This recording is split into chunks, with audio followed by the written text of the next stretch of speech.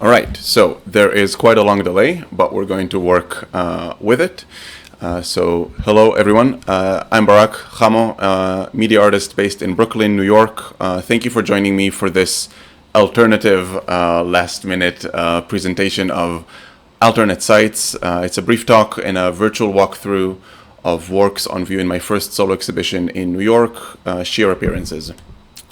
So let me just start by, again, thanking all of you for tuning in and making this presentation possible despite the disruption caused by the outbreak of the coronavirus around the world. And I hope you're all watching this while enduring only minor inconveniences, and my best wishes to fellow artists wherever they may be who are struggling with these circumstances. Since this talk is not taking place in the gallery, and some of you might have not seen any of the works in person, I thought it best to use this opportunity to introduce myself, my recent practice, and the inspiration for the exhibition, and the background to each of the series at greater depth.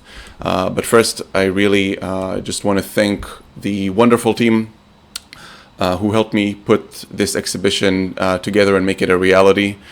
For production, Ivy and Gilad; for exhibition design, Dana and Lizzie. Again, Dana for the wonderful graphic design and the design of the space, and the direction by Viola. A special thank you to Chashama, who provided me with a space to present my work and have been supportive and accommodating in dealing with the changing recent circumstances. If you are an artist based in New York and need a space to present or to create your work, definitely check them out at chashama.org/programs. Finally, thank you to Art Fair for supporting independent artists, and to Ari and Kelly for promoting the exhibition and this presentation. All right, so hello again. I'm Barak. I'm a media artist originally from Israel, now based in Brooklyn, New York.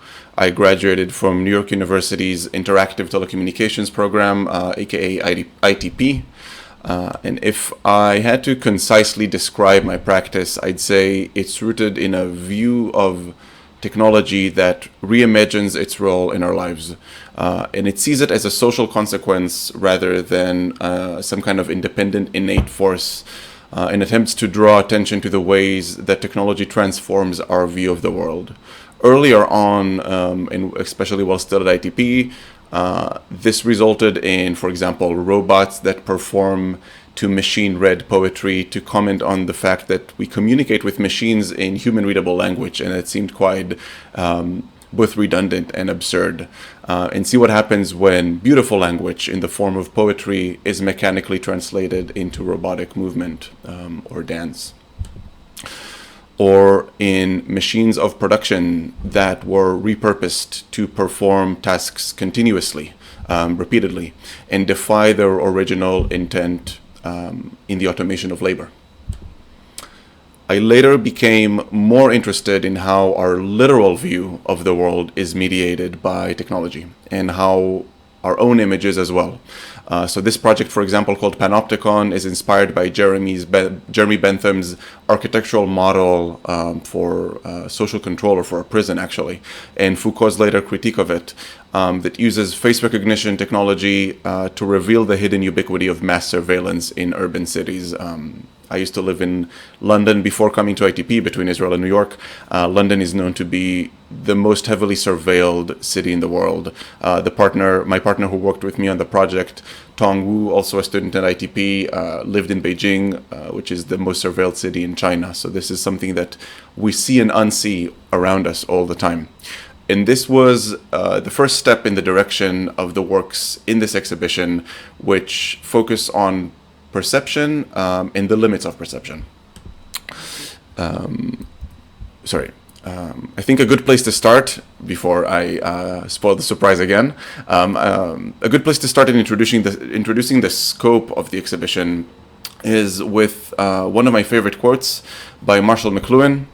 Here we see him again, the notable media theorist who famously coined the term "the medium is the message."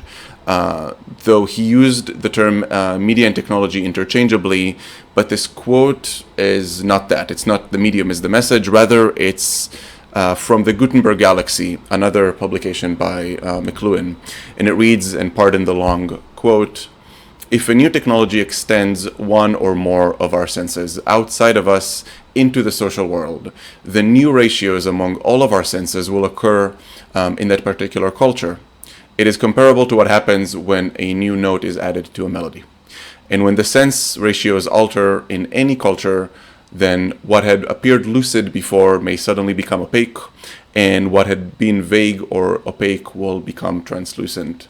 And I think this quote, in its very almost optical representation of the way that our senses, both as individuals and as a culture, shift in response to technological acceleration, technological intervention, makes a very interesting point and leads to a very interesting conclusion, and that is that we exist as beings of sense in two parallel planes. Individual human organisms, but also as social organisms. And in the same way that our physical senses, our sight, our hearing, our touch, have limits, have faults, have biases, so do our social senses. And they are capable of deceit and misrepresentation. So that brings me to sheer appearances. Again, my first solo exhibition in New York, featuring works developed over the last 10 to 12 months, mostly recently completed. When I first started planning the exhibition, I consulted Viola, my friend who helped me with the direction, and she's a curator based in Berlin, and introduced her to my recent work and the works that I wanted to present as a coherent body in this exhibition. And she asked me what was my main motivation. Why am I putting this show together? To get press, to get documentation, to get people to know my name, to have a show in New York? Well, I think as John Berger put it in the introduction of his series on BBC4, Ways of Seeing, a long time ago, the process of seeing is less spontaneous and natural than we tend to believe. A large part of seeing depends upon habit and convention. And with this presentation, I wanted to challenge the viewers to assume alternate methods of observation, to explore the limits of their perception, and draw a continuum between the individual and physical sight to the extent the social organism and the social awareness. I'll walk through the works not chronologically, but by different modes of engagement. And what I mean by that is modes in which light can be seen, no pun intended, as a medium of perception, so as a medium of the senses, as a carrier of images, as a digital medium, and as a device for creating space. And I'd like to begin this review with the former, as a medium of perception, and the notion that lent itself to the title of the exhibition, Sheer Appearances. And that is a quote by German philosopher Immanuel Kant, who famously argued that space and time are mere sensibilities, or things of the senses. And he said, and we, rightly considering objects as sense as mere appearances, confess that they are based upon a thing in itself, though we know not this thing as it is in itself, but only know its appearance. And I found this notion of being trapped inside our senses, seeing a mere slither of reality through whatever our senses are capable of capturing and conveying, fascinating. And it rather directly inspired a series of works, a project that was developed for Holocenter's Spacelight exhibition last year to explore these limits of our perception. So subjective structures, the first work we'll look at in the exhibition, are a series of abstract optical sculptures that, due to their material properties, as well as their form, present strikingly different tonal and formal properties as they are observed from different angles, so appearing as different shapes of varying colors. The sculptures are modeled after a number of ambiguous forms. These are three-dimensional geometrical structures that present distinct two-dimensional silhouettes when seen from different perspectives. The easiest way to understand an ambiguous form is if you think of a Coke can and how it presents itself as a rectangle when seen from head-on, or present itself as a perfect circle from looking for the top. So this is an ambiguous form, a shape that has distinct two-dimensional representations from different angles. And these sculptures are modeled after a few. The custom optical coating is made of an optical film called dichroic film. It's a special material that changes quite dramatically in observed color depending on the viewer's angle. And this is a really fascinating material because it doesn't change depending, like a prism, for example, on the angle of the light shining at it, but on really the angle of observation, or your angle in response related to the plane. The forms were reduced again in two-dimensional orthogonal planes. You can see that the shapes themselves are sliced. So they're reduced into two planes to enhance the opposing color responses of each plane, and that plays on the fact that the dichroic film sort of scrolls through the color up until a perpendicular angle. And the planar reduction also further draws the eye of the observer to seek out points of clear formal representation, meaning that these sculptures, these objects, represent a very distinct shape from very certain angles, usually either from head-on or directly from the side. And in between these angles, in the halfway to the side and halfway to the front, or any angle that is not direct, the slicing of the structure prevents a clear shape to appear. So the eye is sort of drawn to these angles, but from these angles, the object does not necessarily correspond to the color cast by light shining through the panels, creating an almost unnatural view of an object showing in one form, in one color, and glowing and appearing almost as another. As you can see in the image here, this diamond shape is glowing in this blue purple almost color, while the shadow appears, or the glow, the light shining through it, appears entirely different. As the name suggests, the series was an attempt to define the subjective relationship between the object and its observer, a structure that highlights its partial rather than impartial properties, and in doing so accentuates the limits of the observer's perception from every distinct point, from every point in space. This object-defined space was inspired by observations by Robert Irwin, who is a great inspiration of mine, American artist, in interviews recorded in Seeing is Forgetting the Thing That One Sees, that in his dot paintings, his attempt to transcend form and, I guess, simply put, to paint energy, creates a positive assertion of space, or a field of energy between the painting and the beholder. Finishing the dot paintings, he was then consumed by the following question, which was, how do I paint a painting that doesn't begin and end at the edge, or at the edge of the canvas? And this course, of course, related, if you're familiar with his work, to his disc paintings that seemed to dissolve into the wall on which they were mounted. Once again, defying traditional notions of the boundary between the object and the space around it, or if I may say, between the object and the observer as the subjective space of observation. I'd like to show you two quick videos of these objects as I move around them, and you can see how they change in both tonal and formal response, because the images capture the view, but seeing the object really change so dramatically as you move around is, at least in my opinion, quite an experience.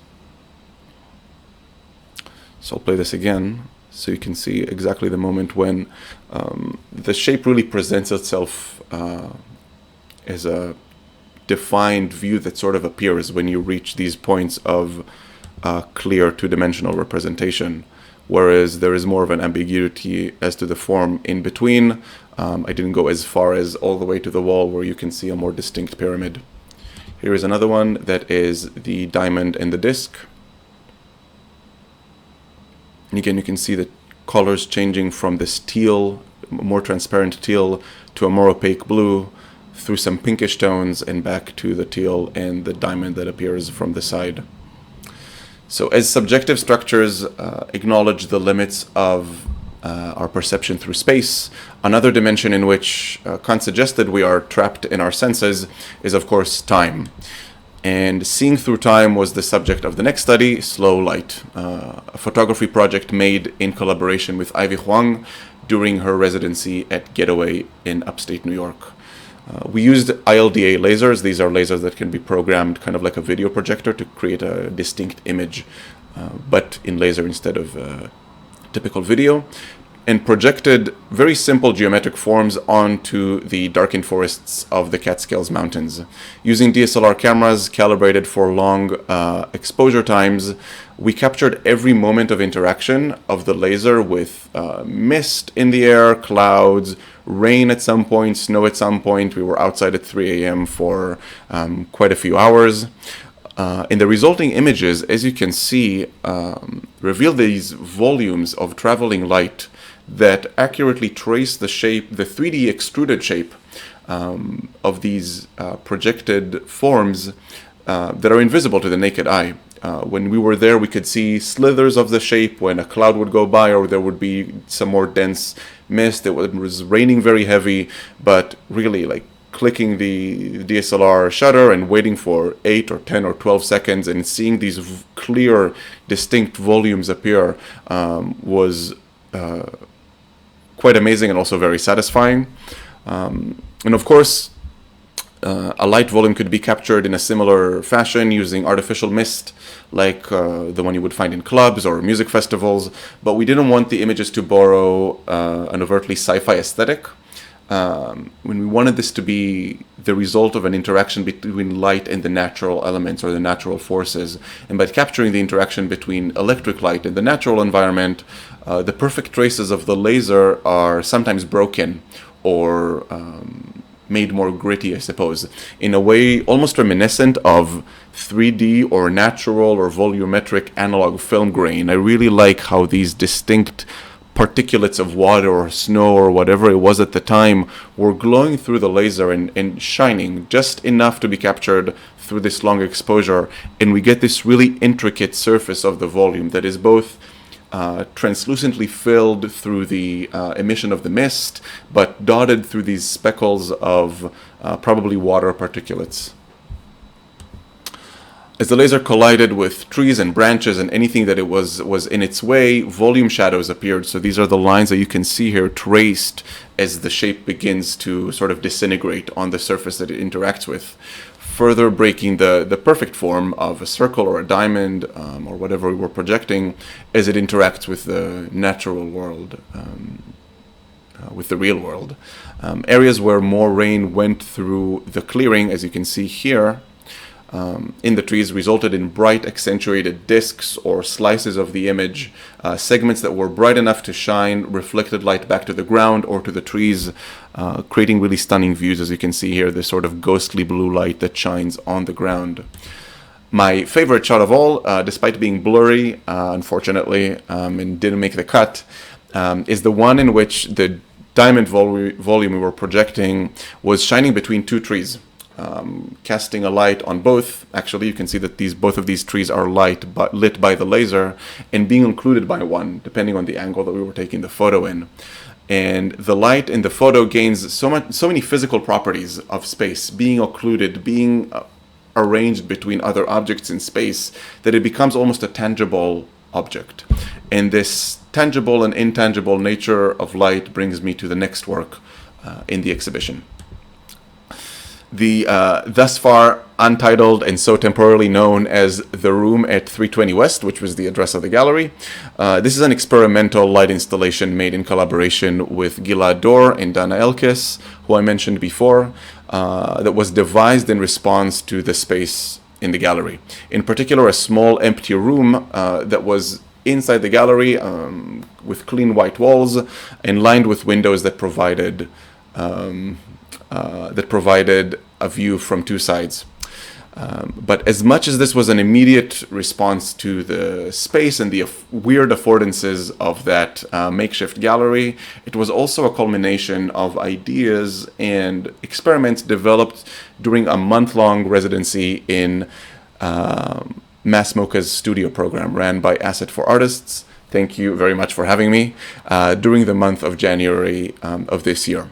So not too long ago, during which I had the utmost pleasure of viewing James Turrell's works on installation there on a nearly daily basis. I think it was a 28-day residency, and I was in the museum for 16 days, and I made sure to go to the Turrell wing every single day I was in the museum.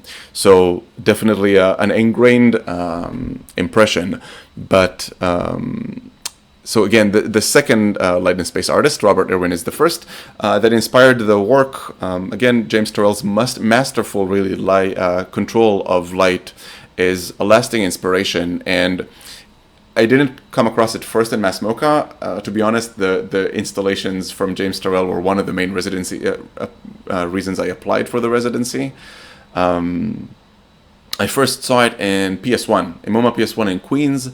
There's the hatch, there's the window where the skies were changing colors. I saw that in the beginning of ITP, and it sort of framed the rest of my time at NYU afterwards, because I was sitting there in January and we were wearing our winter coats. It was me and my friend Oren, and it was freezing cold. It was because the hatch is open. I don't know if you've seen it. It's this square hole in the ceiling that is completely flat because the ceiling is triangular, so you can't see the thickness of the wall.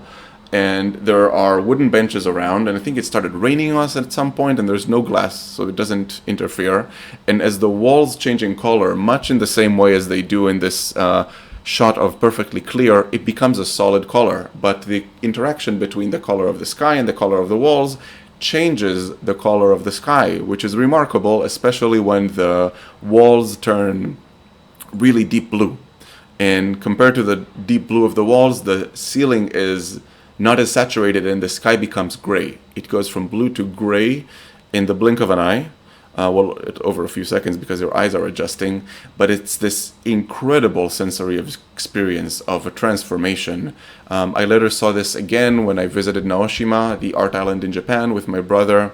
But again, that wasn't Perfectly Clear. I got to see Perfectly Clear for the first time when I was at Mass MoCA, and it was an awe-inspiring experience in its really brilliant uniform glow and just the sense of entering into light itself. And in the words of Turrell himself, speaking about his work, light is not so much something that is that reveals as it is itself the revelation. And I think it's telling as to his approach to light and to his work. And in that sense, I think this installation, albeit highly experimental, responds to Turrell's Perfectly Clear in an attempt to use colored light to define a space not in sequence over time, as the way that Perfectly Clear changes over time, but in parallel planes. So slicing the space in color using light. So there are 3 layers, as you can see, of semi-translucent diffusion material that are suspended in mid-air with 3 corresponding LED strips that are projecting at their lower half or their lower third. Each plane reflects light and glows on distinct colors, but these bounce, they shine through, they transmit, they reflect through the material, creating really complex animated patterns on the walls of the room. Because each of the light strips are consistent in color but animated in intensity and in pattern. Here you can see 4 distinct views from this room and how even though each of the sheets maintains their color, at least in the bottom half or the bottom third, the interactions of the light, the shadowing on the room, the way that the intensity goes through the material creates these really incredible complex patterns, which is something that also we couldn't really plan ahead. We were working with and enjoying the positive surprises. So I want to show you a quick video of what that looks like when the lights are shifting. Unfortunately, it was compressed by PowerPoint, so the resolution is a little bit low. But what you can see is that even though, again, the planes maintain their color, as the lights shift through the bar, it creates this sensation of a scrolling of the space or a tilting of the space. And the different planes of light seems to be moving across the walls. Seeing this from the window is really striking because it seems as if the room is turning, even though clearly you're standing put.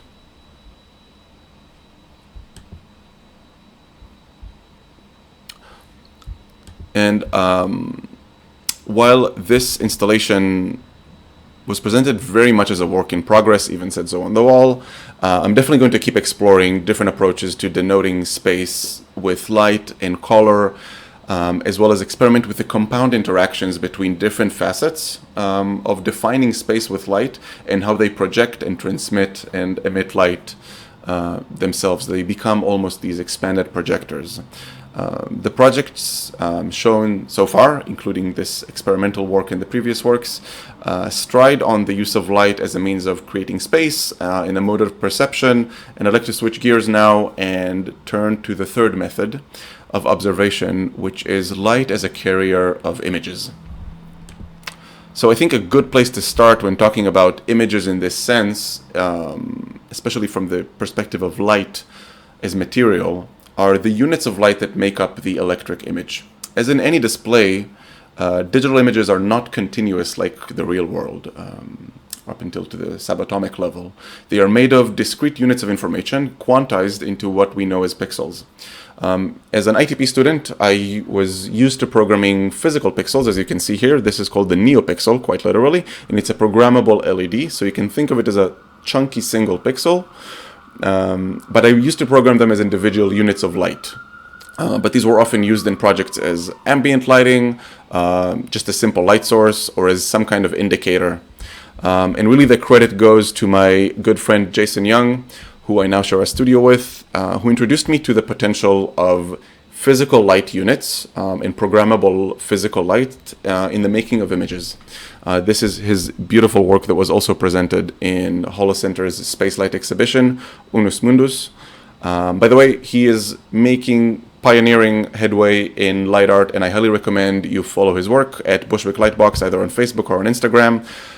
He unfortunately delayed an opening of recent work, but hopefully soon to be rescheduled. So check out Tapestry in Dumbo, New York, if you're around when this crisis ends, whenever it ends. So a shout out to Jason Young. But moving on. Afterwards, I came across the work of Jim Campbell. He's an American light artist. His work is at the top of the Salesforce Tower in San Francisco.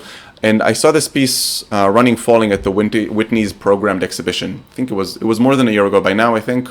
An exhibition on programmed art from Joseph Albert's Homage to the Square all the way to digital works made in actual code.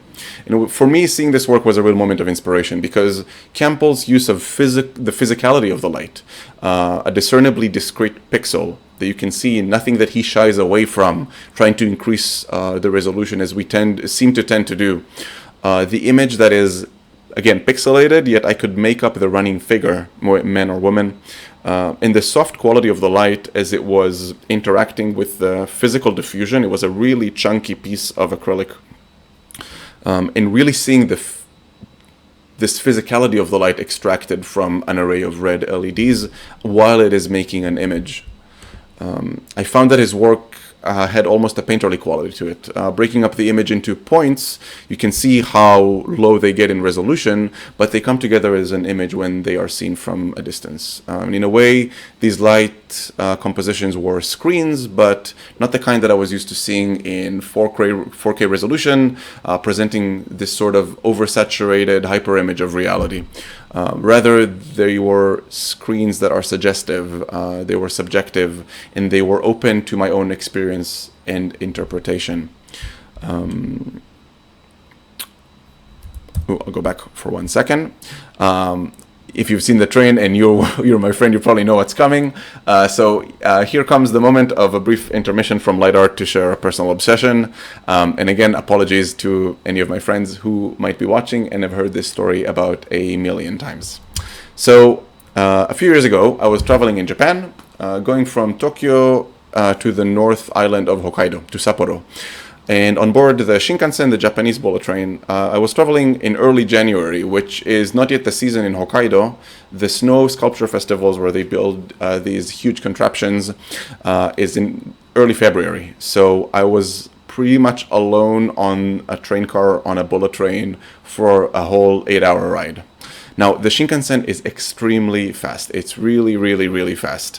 On the Hokkaido line, which is the one that goes north, it peaks at over 300 kilometers an hour. It's the fastest stretch of the train because there are the least stops. And the view from the window at such a speed is truly breathtaking. Unless you're a racing car driver, you will not be going at 300 kilometers an hour on the ground. If you're flying on a plane, maybe you'll see, the plane swooshing through clouds, but you will not see a train speeding through tunnels and cities and towns and roads and fields, and everything seems to be stretched and abstracted by the sheer speed of the train. To me, that was really, really striking. So taking the opportunity to being alone on the train, I took out my tripod and recorded really stable, long sections of the ride from the window side view. And I've been sitting on this footage for over a year from when I originally took it. I went to Japan on winter break really in the beginning of ITP and kept looking for an excuse to use that video somehow, to find the right project to convey that incredible sense of velocity, of acceleration. Fast forward to the Whitney's programmed exhibition and seeing Jim Campbell's work. I saw these low resolution works in light, and another metaphorical light bulb turned on, and I attempted at first to make my own screen. Not a screen that prioritizes resolution, not a screen that prioritizes immediacy or a rush of crisp manufactured images, but a screen that focuses on the senses, on my experience, removing the details of time and place and enhancing the subjective experience of speed and color and movement. And to me, it seemed like a pretty apt response to the priorities of the so-called digital screen. And in a way, I think it's in line with the way Impressionists responded to the photographic camera. Only instead of discernible brushstrokes, I had diffused LEDs. Funnily enough, it was Paul Levinson, who I saw. He's a media researcher and the author of The Soft Edge. Also noted that the Impressionists were the first to consciously offer a subjective alternative to the photograph. Well, maybe these light paintings can offer a subjective alternative to the screen.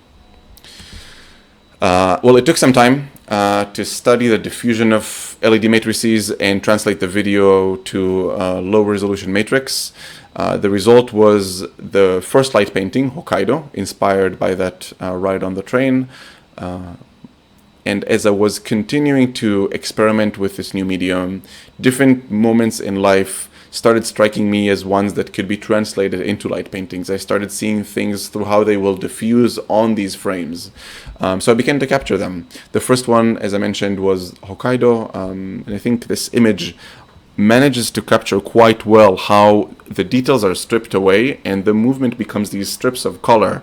And I don't have a good enough video, but if you're interested, you could check this on the website. I was struggling to embed Vimeo videos of how these lines really rush through the screen. And there is a sense of velocity without being able to clearly see where the train is, what is going on, what is the view from the window, but in a way that correlates with my experience even sitting on board the train.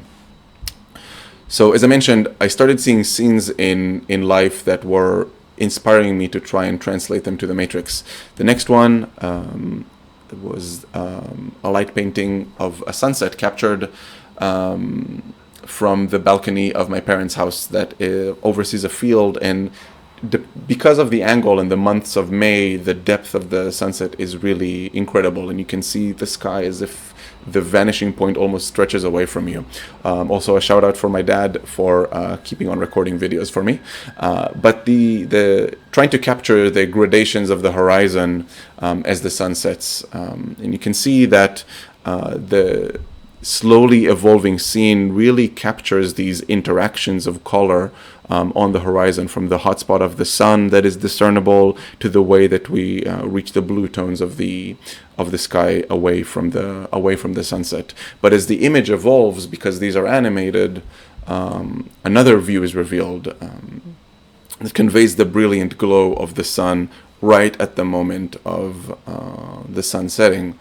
And what I realized and I like about these kinds of matrices and working with physical light that is individually programmed is the fact that when an image is black, when an image is darkened, the pixels are off, unlike a digital screen that has a backlight and has a uniform glow that is always on, maybe except for new LED screens. But there is a sense of brightness of the sun and the darkness of the night around it as it's beginning to creep in that is not the intensity that you can replicate with a regular digital screen. Finally, Shanghai, the third light painting on view, depicts the chaotic movement of koi fish in a pond in a tea house in the city that I recorded while working in Shanghai over the past summer. One thing that I noticed specifically about this one, as opposed to the other one, where the other ones, Hokkaido and Sunset, where there are no distinct figures moving around, or not so much as a chaotic movement, is the way in which the blurry image defies the eye's expectation. So if you've seen this before, or if now you know because I'm telling you that there are koi fish in this frame, and you walk a little bit further away, you'll see the fish quite clearly, because I guess when you're further away from the image, the eye expects some loss of fidelity, a loss of resolution. So we acknowledge the fish through association. But as you get closer to the frame and the image remains blurry to the same degree, the fish don't become more clear. The fish are lost. It becomes this sort of swath of moving colors and patterns, much like a sort of an animated watercolor painting. And it's really hard, even though you know that the fish are there, to even see them through the frame. So the experience of walking towards the frame and losing detail is a very sort of pleasant discovery, but something that I want to keep, again, exploring with how the diffusion defies the expectation of an increase in fidelity. Here's a brief excerpt of Shanghai. As you can see, the camera is really struggling capturing the intense glow of the LEDs from the red koi. I'll play that briefly again.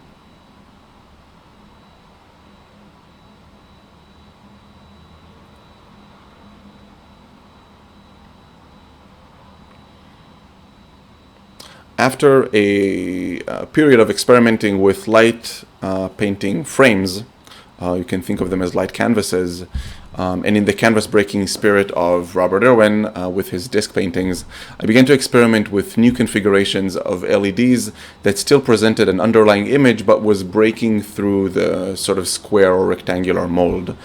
There's a view here of an early attempt. These are LED strips that are just tied to a pegboard in my studio wall in Mass Smokaz Studios. You can see that they are just stuck on the pegs.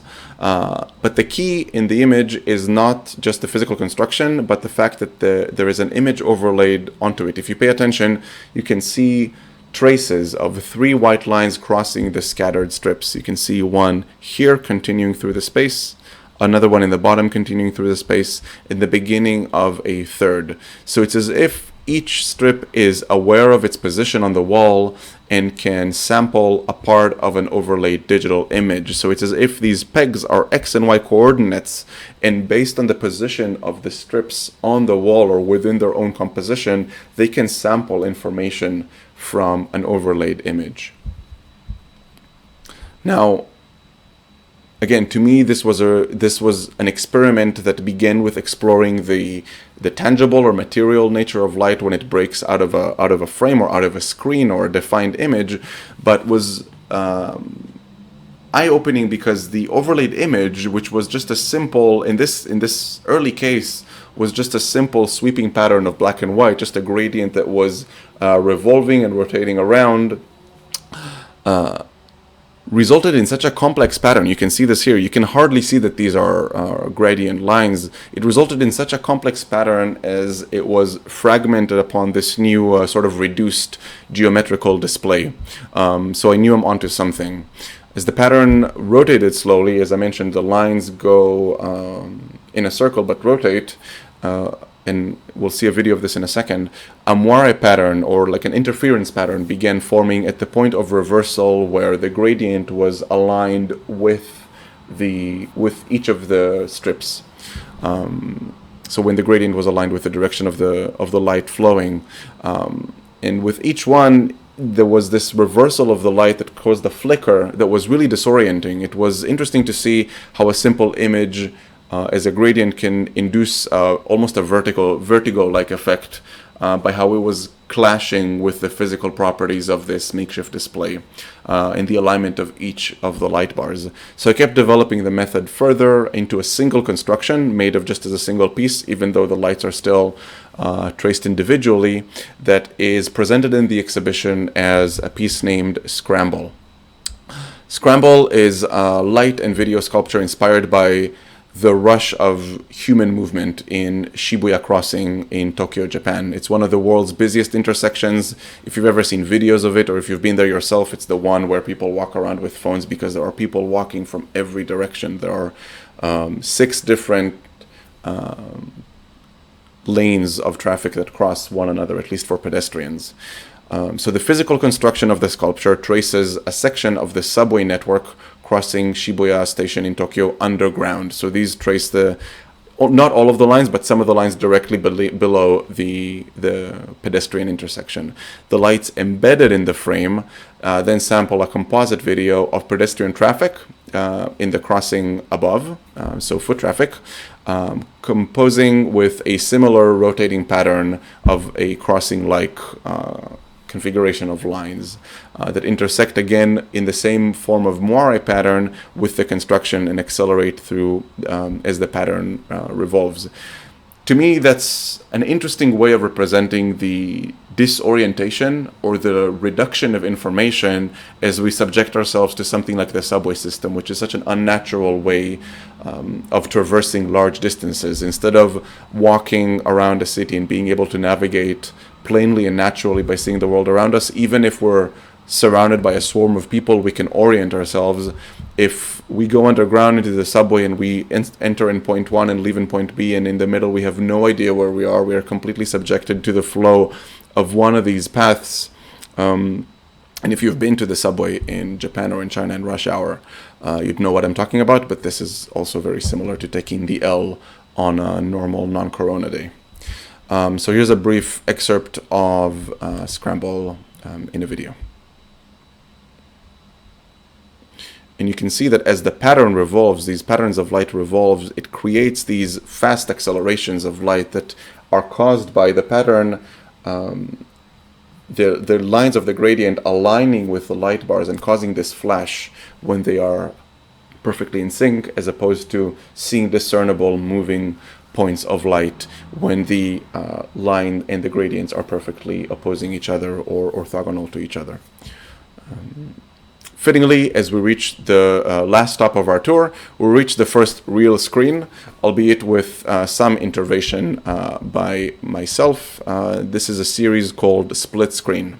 Split Screen is a series of video sculptures that deconstructs the sort of black box that is the digital display that we are used to today, and reveals the making of the digital image. And with it, I hope to draw attention to the partiality of digital representation as it becomes more and more. It already is commonplace, but is becoming more and more, and our digital screens replace more and more of our unmitigated view of the world, both as viewers, through screens of computers and phones and televisions, but also as the ones who are viewed on social networks, on different profiles that are meant to represent who we are on the internet. So these are made of large flat screen televisions that have been depolarized. I literally scraped off the polarizing screen, which is an optical filter that reveals the image.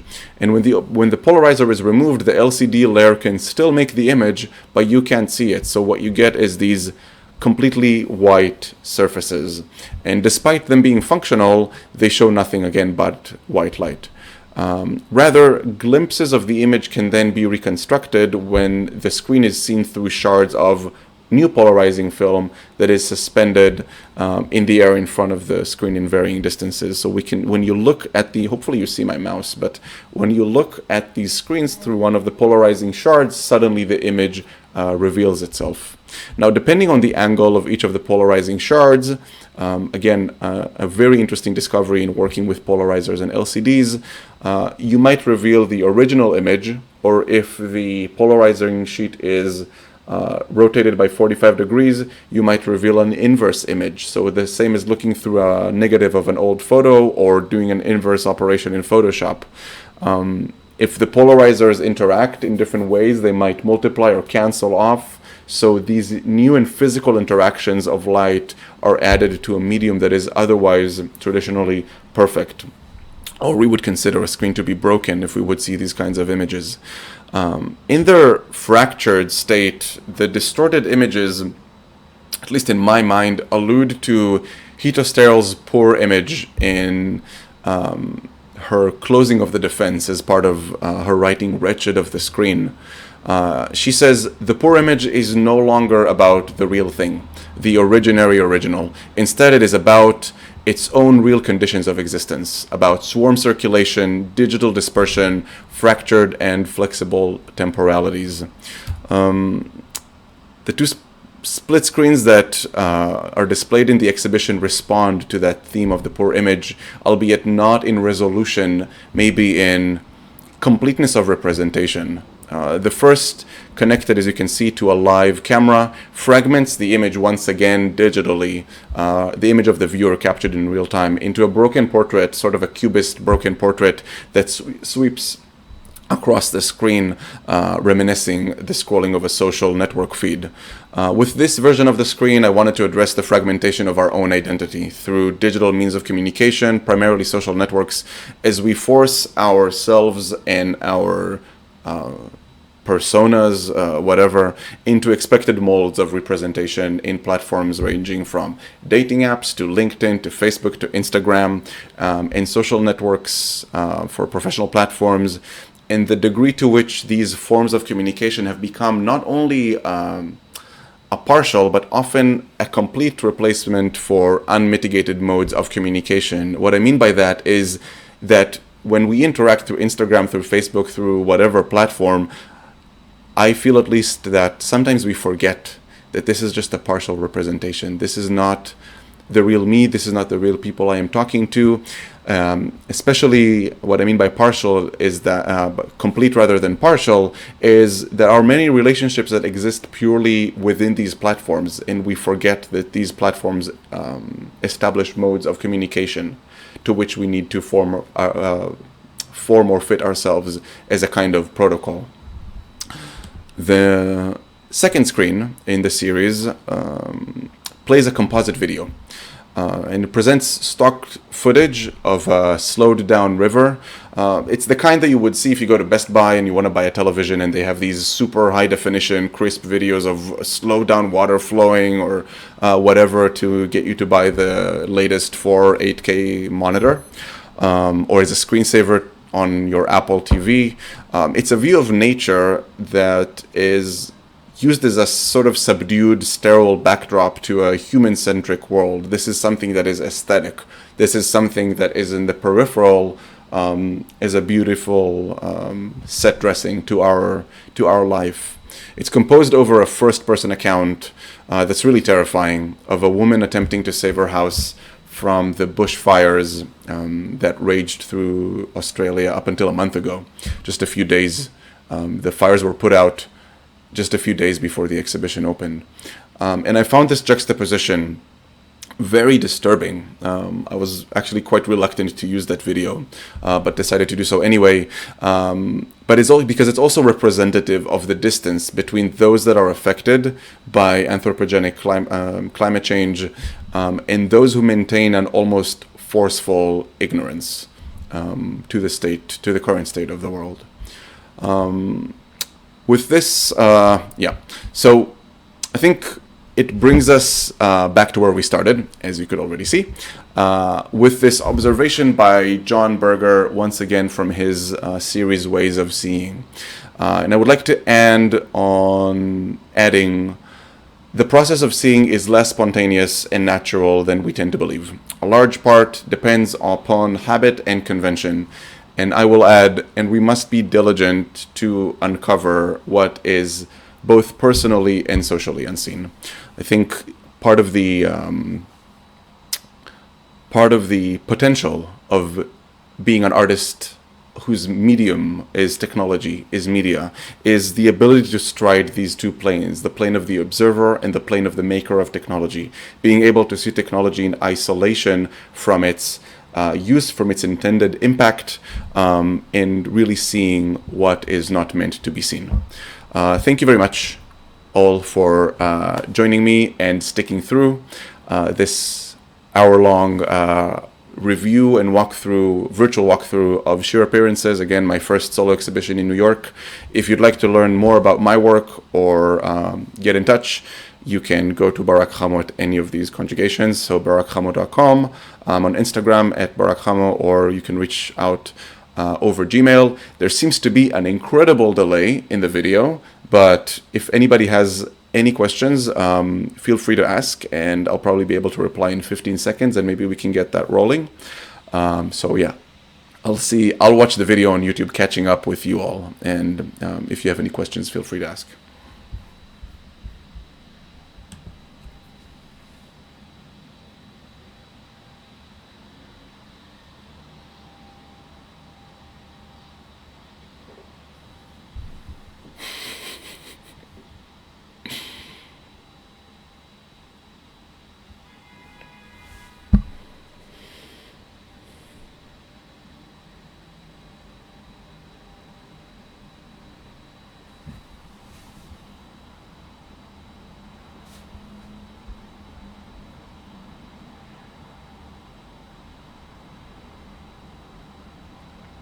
All right, so Andrew's asking, how did I choose the colors for the light diffracting film?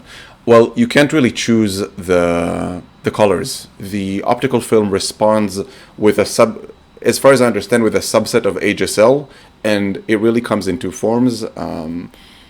What you do get to decide is the angles at which the planes intersect, and these control the ways that the colors will shift sort of along the color wheel in relation to each other. But in a way, these works are not meant to be controlled. So the colors are really your decision as you are observing this work. I think at some point it was suggested that I put them on motors so that they rotate. But for me, the real experience is walking around this object and finding the angle of observation that you feel is pleasing or correct or whatever, and extracting the right color from that particular perspective.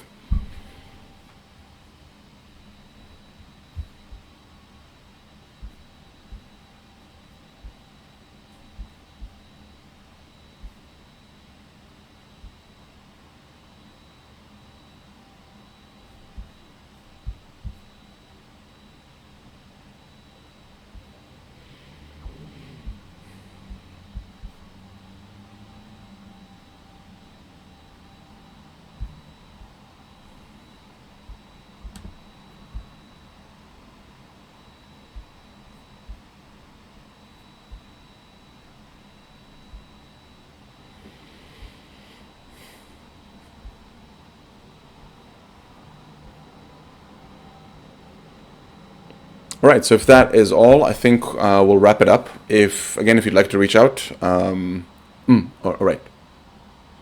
Martina from Holo Center.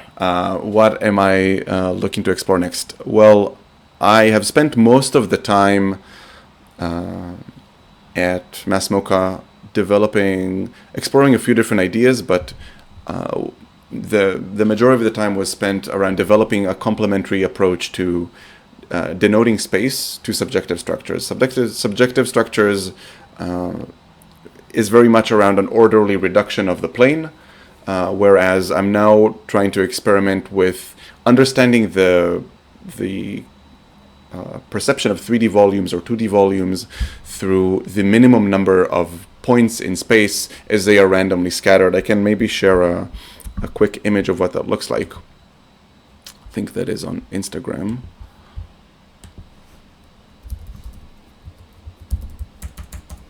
But again, working with light, I'm trying to develop a technique for bending acrylic into a neon-like light volume.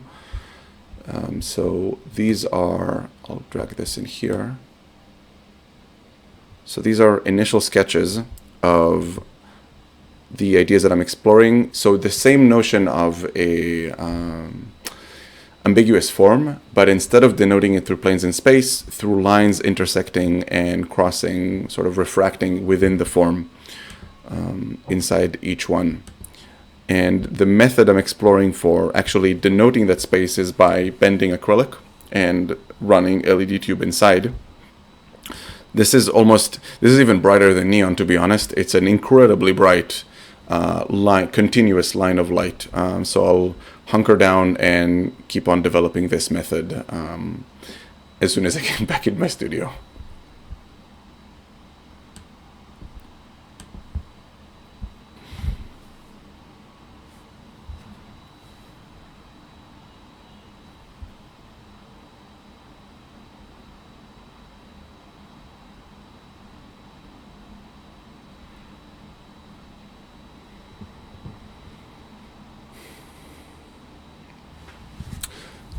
That's an interesting question.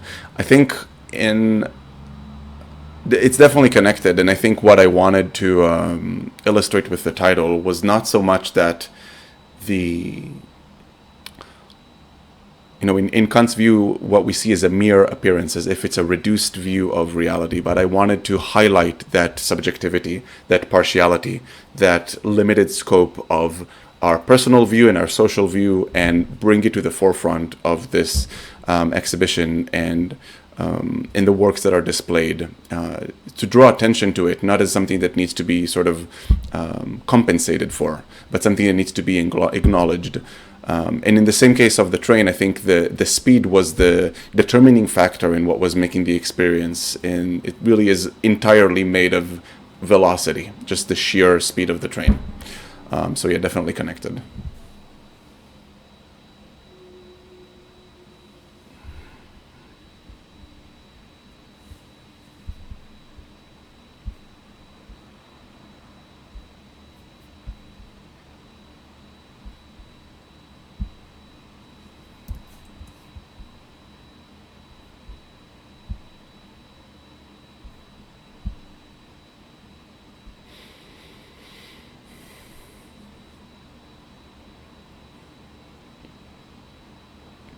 All right, so I'll give this a few more seconds of compensating for delay. All right, well, thank you all very much again for joining me and for showing an interest in the work. If you do want to reach out, again, you know where to find me. And all the best until then. Keep safe, especially if you're in New York. Thank you.